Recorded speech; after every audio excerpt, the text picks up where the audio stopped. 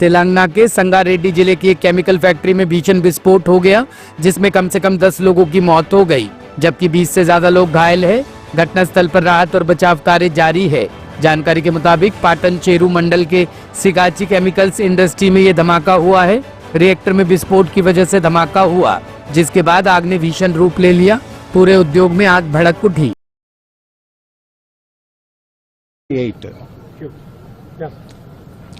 Today morning around 9:48 a.m. there was a blast in the Sigachi industry. It's a chemical industry. Pharma related material is manufactured in this one. So there is this microcrystalline cellulose drying unit is there. So there is a blast in the drying unit. That is the cause of the blasting, followed by the fire incident. So total 12 people died in the incident, and then 35 people are under treatment. Right. So what about the blast? They are saying that it was reactor blast. What was it? No, this is basically they handle the cellulose material. So it is called microcrystalline cellulose. So they basically powder it and then dry it in the processing unit. So during the processing, some error could have happened, and then followed by a blast of the drying unit. Right. So how many floors building is that? So this is a 3-floor building. Even drying unit is also of a 3-floor type. So basically the industrial experts are saying that during the drying process or air handling process, so the pressure could have built up and followed by the blasting of the material, and which led to the blasting of the entire air handling unit as well as the industrial building also. And then followed by the death of the people and injuries to a lot of people. So how many people could be there under the debris? We are still searching. We are not sure of the number of the people under the debris, but maybe there may be few people. But most of the people are either they escaped from the blast, and then some people were shifted to hospital. As I have mentioned, 35 people are under treatment. Okay. Right. So how long it's going to take for the debris to clear? I think by evening we should be able to finish the removal of the debris. Right. Delhi में 1 जुलाई से पुराने वाहनों को नहीं मिलेगा petrol diesel.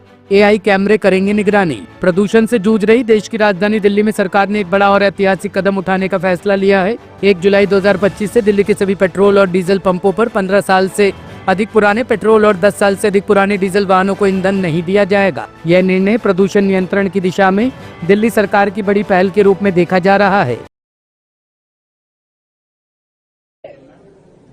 Delhi के pollution को देखते हुए माननीय सुप्रीम कोर्ट और पॉल्यूशन कंट्रोल बॉडीज जो हैं, CAMQ इत्यादि, सब लोग इस विषय की संगीनता को देखते हुए लगातार ये बात कह रहे हैं कि एंड ऑफ लाइफ व्हीकल्स को बंद किया जाना चाहिए। और बंद किया जाना मतलब जिनको पेट्रोल ना मिले, उनको पेट्रोल नहीं दिया जाए। वो लगातार इस बात की चर्चा, प्रेशर माननीय कोर्ट के आदेशानुसार दिल्ली में चल रही है। हम भी ये सोचते हैं कि ये चीज़ें किस तरीके से इम्प्लीमेंट हो, सरकार भी उसको देख रही है।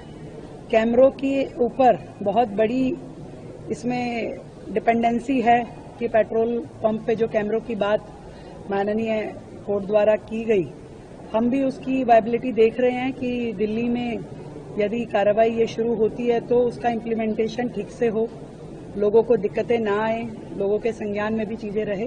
अपनी ओर से सरकार पूरा प्रयास कर रही है कि ये चीज़ें आराम से हो पाएं, और उसको हम अभी भी काम कर रहे हैं उस सारे विषय पे, और देखते हैं किस तरीके के आदेश पे काम।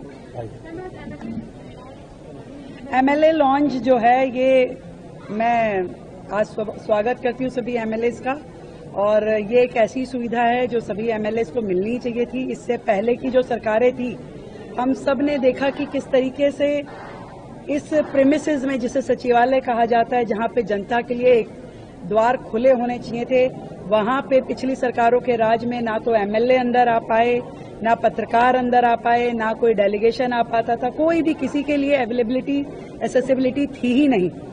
आज सरकारें जिस तरीके से काम कर रहा है प्रशासन, हम लोग चाहे पत्रकार हो, चाहे विधायकगण हो, चाहे समाज के अन्य वर्गों के लोग हों, या वो सब लोग यहाँ आ पाते हैं मुझसे मुख्यमंत्री के नाते, मंत्रीगणों से, अफसरों से, सबसे वो मिल पाते हैं। और इसी श्रृंखला में हमने आज एमएलए लॉन्च का जो उद्घाटन किया, वो भी यही है कि हमारे सभी माननीय विधायकगण यहाँ आएं, अपने काम करवाएं, अधिकारियों से मिले, अपनी मीटिंग होस्ट कर सकते हैं और यहाँ पे बैठ के चर्चा कर सकते हैं। तो ये एक पॉजिटिव एस्पेक्ट है सरकार का और ये बदलाव भी है, ये दिखाता भी है कि किस तरीके से आज की सरकार पिछली सरकारों से भिन्न है। दिल्ली पुलिस ने अवैध प्रवासियों के खिलाफ चलाए जा रहे विशेष अभियान के तहत पूर्वी दिल्ली में बड़ी कार्रवाई करते हुए 83 बांग्लादेशी नागरिकों को हिरासत में लिया है। ये कार्रवाई मंडावली, मयूर विहार, कल्याणपुरी, गाजीपुर और आनंद विहार जैसे संवेदनशील क्षेत्रों में 24 जून से की गई है। पकड़े गए लोगों में 44 महिलाएं, 39 पुरुष और 33 नाबालिग शामिल है। पुलिस जांच में पाया गया कि ये सभी लोग बिना किसी वैध दस्तावेज के भारत में रह रहे थे। इस साल के शुरुआत से ही जो हमारा इलीगल फॉरेन नेशनल्स जो देश में और खासकर दिल्ली में है और खासकर जो बांग्लादेशी और रोहिंग्या जो कम्युनिटी वहाँ से बिलोंग करते हैं, उस पे हमारा एक ड्राइव अभी चल रहा है। उस ड्राइव के तहत हमने रिसेंटली 83 जो है बांग्लादेशी नेशनल्स हैं जिनको हमने पहले टेक्निकल सर्वेलेंस के आधार पर उनको पकड़ा है, फिर उनका वेरिफिकेशन किया है जिसमें हमें कंफर्म है कि ये बांग्लादेश के हैं और अलग अलग माध्यम से, जैसे नदी के माध्यम से इन्होंने जो है बांग्लादेश क्रॉस करके जो है भारत में आए हैं और भारत में फिर अलग अलग माध्यम से ये दिल्ली में आए हैं और छोटे छोटे व्यवसायों में ये काम कर रहे थे। इन सभी को हमने एप्रीहेंड किया है और इनके अगेंस्ट जो लीगल प्रोसेस होता है इनको हमने डिटेंशन सेंटर और साथ ही साथ इनको डिपोर्टेशन के लिए हमने कार्रवाई कर दी है। अब तक हमने टोटल हमने 120 ऐसे बांग्लादेशी नेशनल्स हैं जिनको हमने वेरीफाई किया है और उनका जो फर्दर डिपोर्टेशन प्रोसेस है वो हमने कर दिया है। जो इस बार हमने 83 जो हमने नेशनल्स पकड़े हैं उसमें 24 मेल हैं, 27 फीमेल हैं, 11 उसमें जो है बॉयज हैं और 21 इसमें जो लड़कियां हैं। टोटल हमने 83 बांग्लादेशी नेशनल्स हैं जो हमने एप्रीहेंड किए हैं और फर्दर हमारी जो अभी टीम्स हैं वो वर्क कर रही हैं। हम होपफुली जितने भी अगर और इसमें इलीगल इमिग्रेंट्स हैं उनके ऊपर हमारी टेक्निकल और लोकल इंटेलिजेंस की इनपुट है और जल्द ही इन सबको भी हम एप्रीहेंड कर लेंगे। सर कितने टाइम से भारत में अलग अलग इनका टेन्योर है, कुछ 6 महीने से लेके 15 साल तक के जो हमने उनकी वेरिफिकेशन किया उसमें पता लगा 6 महीने से लेके 15 साल तक के टेन्योर में अलग अलग टाइम पे ये आए हैं और छोटे छोटे व्यवसाय या अलग अलग उस काम में अलग अलग दिल्ली में और साथ ही आसपास के जो पड़ोसी राज्य हैं वहाँ पर ये रह रहे थे। सर इनके थ्रू कुछ और पता लगा है, कुछ और लोग हैं? बिल्कुल हम कर रहे हैं, उसमें अभी मैं डिटेल्स आपको शेयर नहीं कर सकता। जो पहले हमने पकड़े हैं उनके थ्रू हमारे पास जो इनपुट आया उसके बाद हमने जो 83 नेशनल्स हैं उनको पकड़ा है और अभी भी हमारे पास काफी टेक्निकल इनपुट है और इसके आधार पर ही हम अभी हमारी टीम्स जो है वो काम कर रही हैं और जल्दी हम इसमें और भी नेशनल्स को पकड़ेंगे भी और उनको वेरीफाई करके उनका डिपोर्टेशन प्रोसेस भी इनिशिएट करेंगे। ब्यूरो रिपोर्ट, टीम तफ्तीश न्यूज।